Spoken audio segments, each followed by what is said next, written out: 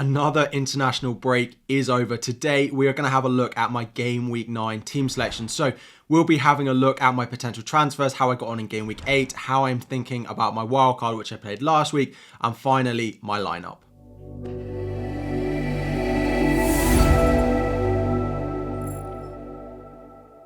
What is up, everyone? Welcome back to another video. FPL Harry here, and today it is my Game Week 9 team selection. The international break is over. Again, we have 4 more game weeks before we have another international break, but time to get back into the swing of FPL by having a look at my team selection for Game Week 9. Apologies for the slight lack of uploads. I've been away in Norway, and then we had a bit of a trouble with our flight coming home, but we are back, and here is the video, and then of course there'll be a deadline stream on Saturday morning as well. Before we dive into it, 1,000 likes on the video is always the aim. Subscribe if you are new around here. The road to 100k subscribers for the end of the season is well and truly on. So a very, very quick recap of how I got on with my first game week after I played my wildcard. 65 points, it gave me a green arrow from 1.5 million-ish up to just inside the top 600,000.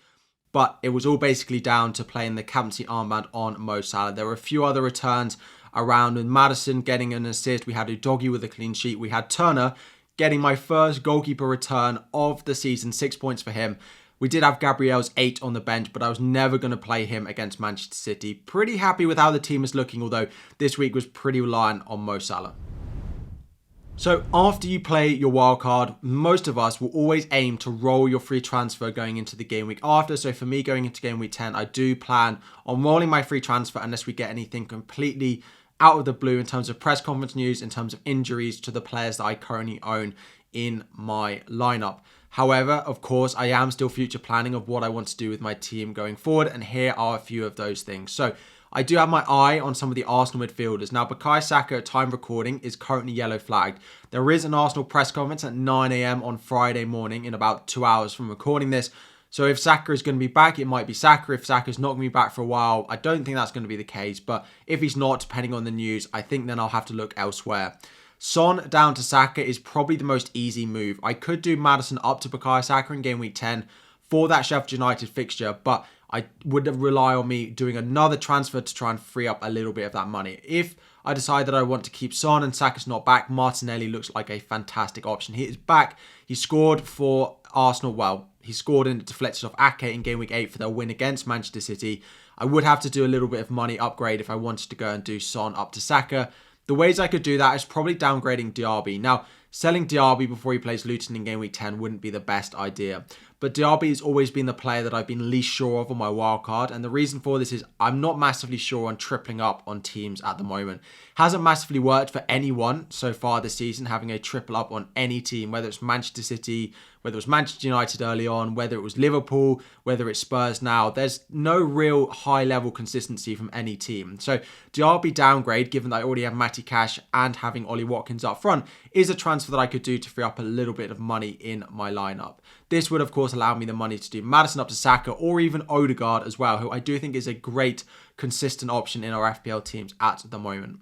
The other option I am looking at, again, because I don't want to have triple up on teams, so you can see that the players that I'm considering selling are the players that I have triple up from. So we've got Aston Villa and Diaby, and then actually all 3 of my Spurs assets could go. The last one is the defender and Udogie. The fixtures from Game Week 10 onwards, defensively, are not actually that great. The reason I would keep him is because I have a lot of value tied up in him, and I particularly might want him back later on, although I have said for a while I do think that Pedro Porro is probably a better asset than him.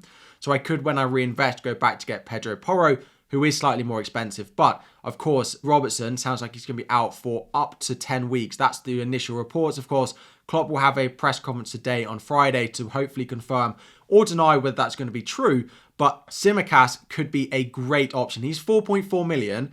They play Forest at home and Luton away in Game Week 10 and 11. And from Game Week 14 onwards as well, they have a really, really nice run until for about the 10 game weeks that we think Robertson might miss and might be out for.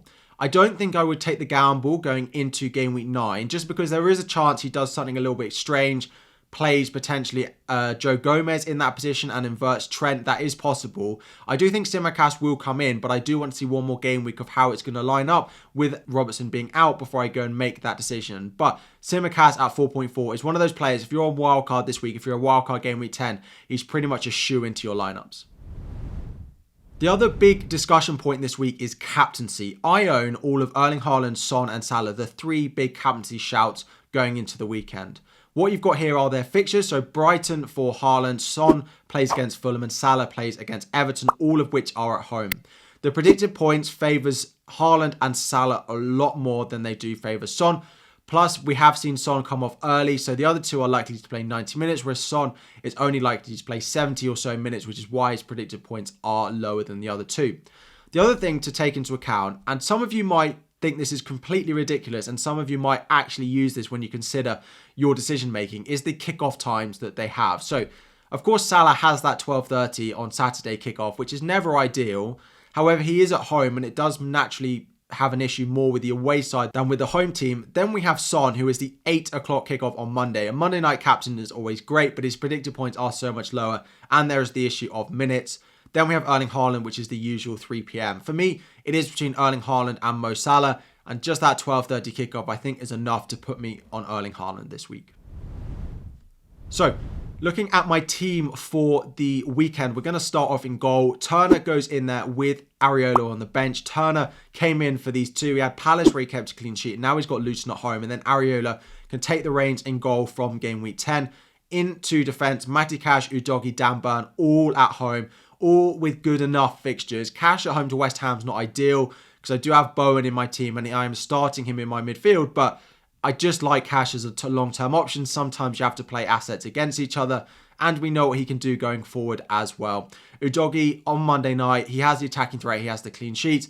Similar with Dan Burn playing on Saturday as well. I'm pretty happy with how my defence is looking this week, but there are changes I know I want to make going forward.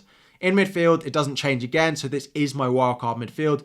Diaby, Son, Maddison, Salah, and then the only away player in my whole lineup, Jared Bowen going away to Aston Villa. Then up front, it is Erling Haaland and it is Ollie Watkins. Erling Haaland is going to be getting the captaincy armband for me at home to Brighton. It is maybe the most difficult fixture out of all of the three, but I still back Erling Haaland as an asset and as an option at the moment. So he is getting it. Actually, at the moment, Son's getting the vice-captain just because he's Monday night, but I fully expect Haaland to play.